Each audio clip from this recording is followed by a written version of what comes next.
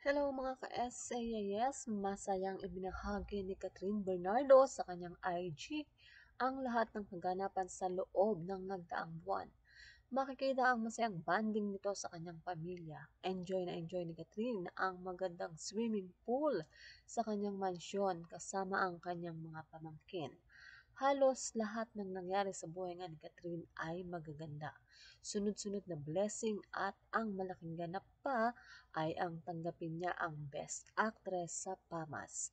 At ngayon nga pumasok na ang buwan ng Hunyo, excited na din si Catherine at ayon nga sa kanyang caption sa IG post nito, ang recap sa kanyang IG na handa na nga siya para sa buwan ng June.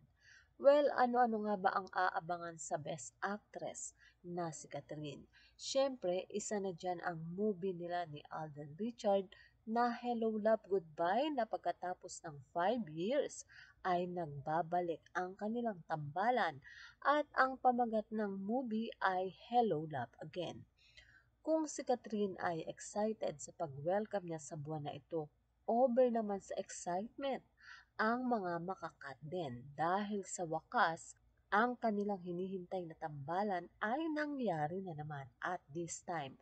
Makikita natin na ang isang Catherine Bernardo na wala ng kaba sa eksena. Wala nang iisipin si Catherine na magbabawal kaya lalong maganda ang eksena or love story na magaganap sa movie nila ni Alden.